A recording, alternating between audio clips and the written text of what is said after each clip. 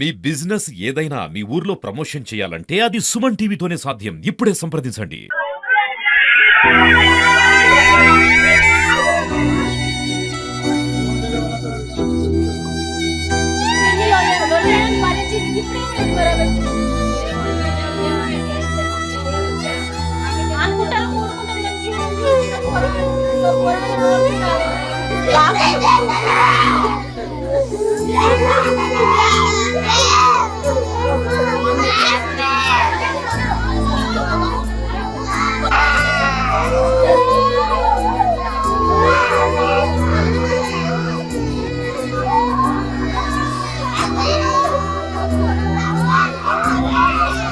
అసలేమైంది? నీ పేరు నా పేరు కృష్ణ, మా వైఫ్ పేరు రమ్య. నేను మంగళవారం నాడు ఆమెకు కాల్ చేశాను, మాట్లాడాను. ప్రొద్దున పిల్లలతో మాట్లాడాను, ఆమెతో మాట్లాడాను. తర్వాత ఆమె ఫ్రెష్ అప్ అయినాక చేస్తాను బావా అని చెప్పింది. తర్వాత హాఫ్ అన్ అవర్కు నేను కాల్ చేశాను, లిఫ్ట్ చేయలేదు. చలో అది పండుకోవచ్చు, సాతనైతే లేదు కావచ్చు అని అనుకున్నాను. తర్వాత 1 గంటకు మళ్ళీ కాల్ చేశాను, రెస్పాండ్ కాలేదు. తర్వాత మళ్ళీ మా వదిన గారిని పంపించాను, పోయి చూడండి మరి ఇంకా లేవలేదని. ఆ టైంకి వచ్చి పిలిచినా కానీ ఇంకా లేవలేదు. 4 o'clock మా పిల్లలు వచ్చారు. ఆ టైంలో మళ్ళీ మా పిల్లలు పిలిచారు, ఆ టైంలో సుక్క లేవలేదు.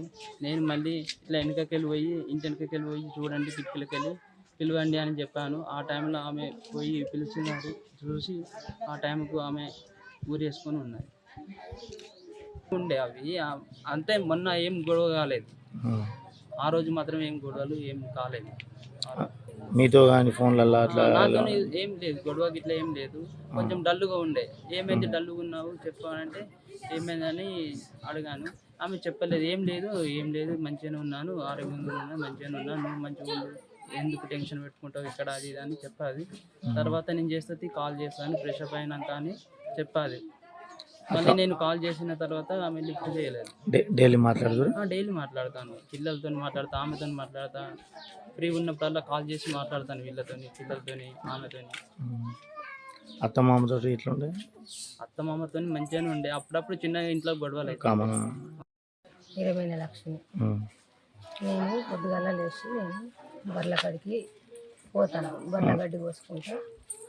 వీటికి కుడుదలు విడుదలు పెట్టుకొని చదువుకొని 12-1 టైం వరకు నేను వస్తా. ఇక్కడికి చేను కాడికి వెళ్ళి ఇంటికి వస్తా. 1 అవుతుంది, 1 వరకు నేను ఇంటికి వస్తా. ఇద్దరము, మేము భార్యలు భర్తలం ఇద్దరం పోతాం. నేను 12-1 వరకు వచ్చిన నా పని నేను చేసుకున్నా. ఒకడంతా వండుకొని తిని కూర్చున్నా. కానీ ఆమె నాతోని మాటలు లేవు. పిల్లలను కూడా మాట్లాడనియలే, ఆమె మాట్లాడలే. ఆమె ఆమెనే ఉంది. ఇప్పుడు పిల్లలు ఉన్నారా? నేను ఆ రోజు పిల్లలు ఉన్నారా? ఆ రోజు పిల్లలు స్కూల్కి బడికి రోజు ఎక్కిస్తుంది, వ్యాన్ ఎక్కిస్తుంది, బస్ ఎక్కిస్తుంది, పొద్దుగాలనే తయారు చేస్తుంది, బస్ ఎక్కిస్తుంది. ఇక ఎప్పుడు కూడా అట్లనే బస్ ఎక్కిస్తుంది కదా అని మీకు ఆమెకు మాటలు లేవు, మాట్లాడాలి. ఒకే దగ్గర అనుకుని తింటారు అన్నది. నేను అలాగనే వాళ్ళది వాళ్ళే, నాది. ఆమె చోట ఆమెకే ఉంది, నాది ఇటున్నా. ఆమె చోట ఆమెకే ఉంది. కానీ మాటలు గిట్ల లేనిసరికి ఇక చూస్తే ఏమంటారో, పిలిస్తే ఏమంటారో.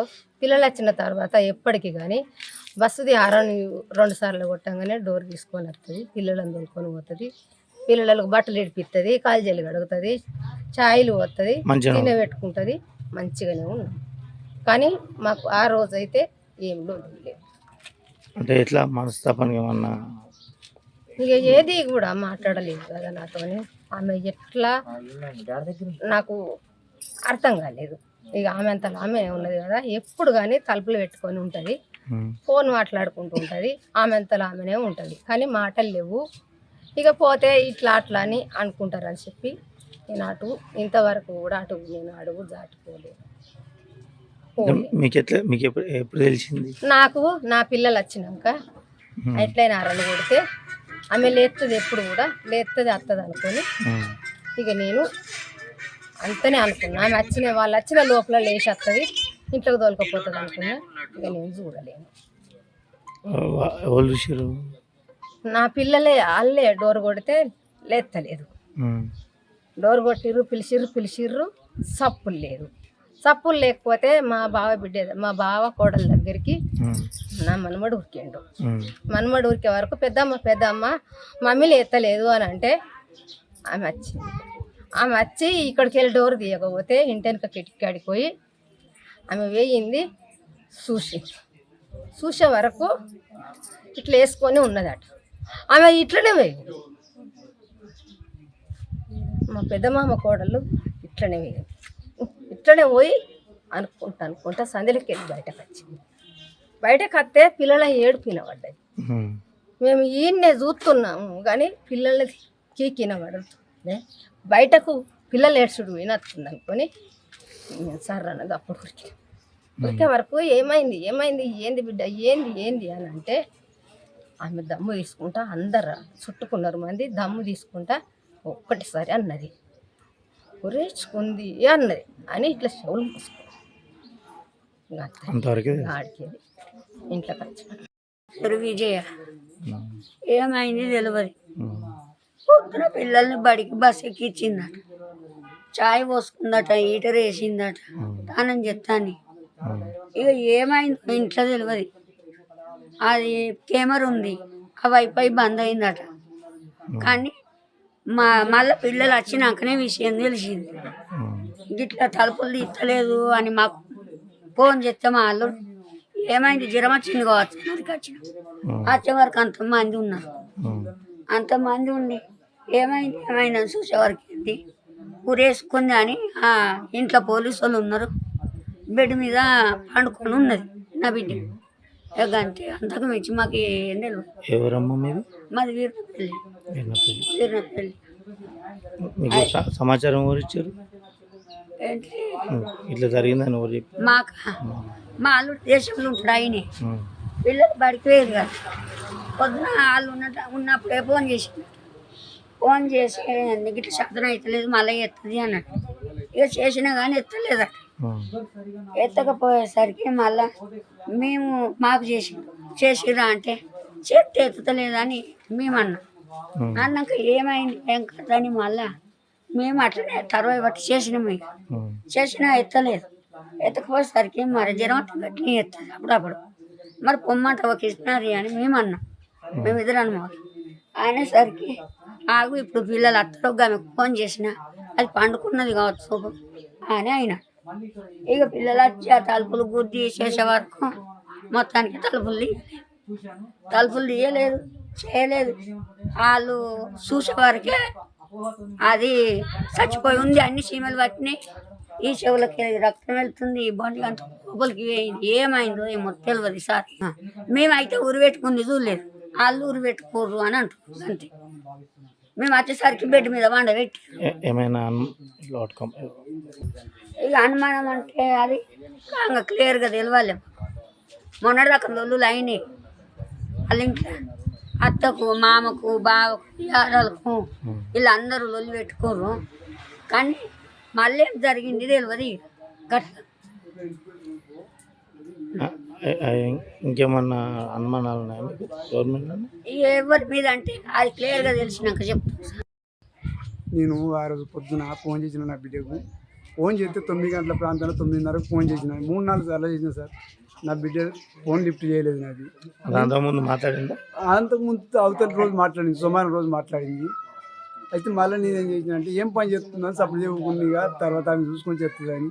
కానీ ఫోన్ రాలేదు, మళ్ళీ ఏం రాలేదు. మధ్యాహ్నం పూట మా అల్లుడు దుబాయ్ నుంచి ఫోన్ చేసి నాకు చేసి మా అమ్మకి ఇట్లా ఫోన్ రావట్లేదు చెప్తే దర్వాజా కూడా తీస్తలేదు, అట్లా పెట్టుకుందని పండుకున్నది కావచ్చు అని అంటే ఆయనతో నేను అనుకున్నా మరి ఎవరు పక్కపొట్లు పిలిచి చెప్పు మరి తీస్తారు చూస్తారంటే అట్లా కూడా లేవలే. ఆయన ఏమంటే పిల్లలు వచ్చినాక కూడా లేస్తుంది కావచ్చు, అదివరకు లేస్తుంది స్కూల్కి వచ్చినాక అంటే అప్పటికి ఏం చేసిండు మళ్ళీ 4 గంటలకు చేసిండు ఫోన్. 4 గంటలకు చేస్తే ఆ 4 గంటలకు మళ్ళీ నేను చేసినా కానీ ఫోన్ లిఫ్ట్ చేస్తలేదు. ఆయన అంత లోపల పిల్లలు వచ్చిన స్కూల్కి పోయి వచ్చిన తర్వాత ఏమైందట, పోయి చూస్తే తలుపు గుద్దితే తలుపులు గుద్ది చేసినా కానీ తీయలేదట. తీయపోయే వరకు వెనక కిచ్చుకుంటుంది సార్, ఇంకెనక ఆ కిటికీలకి వెళ్ళి చూసే వరకు ఉరేసుకొని అట్లే ఉందట. వేరే వాళ్ళు చూసి పక్క వాళ్ళు ఇక్కడ చూసి ఆయనతో చెప్పగానే గిటికి సంగతి అనగానే ఆయన వచ్చిర్రు. వెంటనే పోలీసు వాళ్ళు ఫోన్ చేసితోనే మేము స్పాట్లో రాని వచ్చిన మా అల్లుడు చెప్పుడుతోనే 20 నిమిషాలలో వచ్చిన ఇక్కడికి వచ్చే వరకు పోలీసు వాళ్ళు తీసిర్రు, ఆయన తిప్పేసిర్రు, బెడ్ మీద వండబెట్టిర్రు. వచ్చి చూసే వరకు ఆయన తింటే కథం చర్చలు తీసుకుపోయి సార్.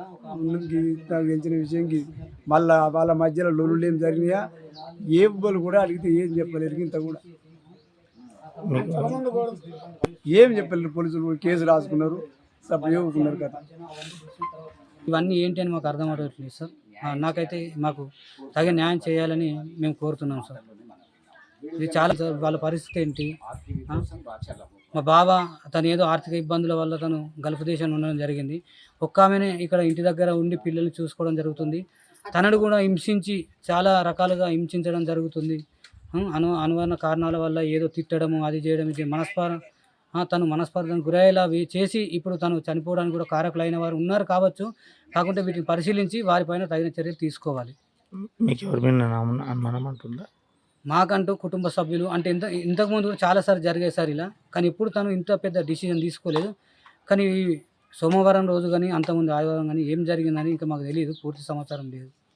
సీసీ కెమెరాలు కూడా 3 days నుండి ఆఫ్లో ఉన్నాయి సార్. అసలు ఇది ఎలా జరిగింది? ఒక కుట్రనా లేకుంటే దీన్ని ఏమైనా కావాలని చేశారా? అసలు ఏమైంది అనేది మాకు తెలియదు సార్. పోలీస్ శాఖ వారికి మేము ఒకటే విజ్ఞప్తి చేస్తున్నాం సార్. ఈ కేసు త్వరలో వాళ్ళు దర్యాప్తు చేసి అంటే పూర్తి వివరాలు మాకు తెలియజేయాల్సిందిగా మేము కోరుతున్నాం సార్. మాకు ఇది ఒక హెల్ప్ చేయాలి సార్. Thank you sir.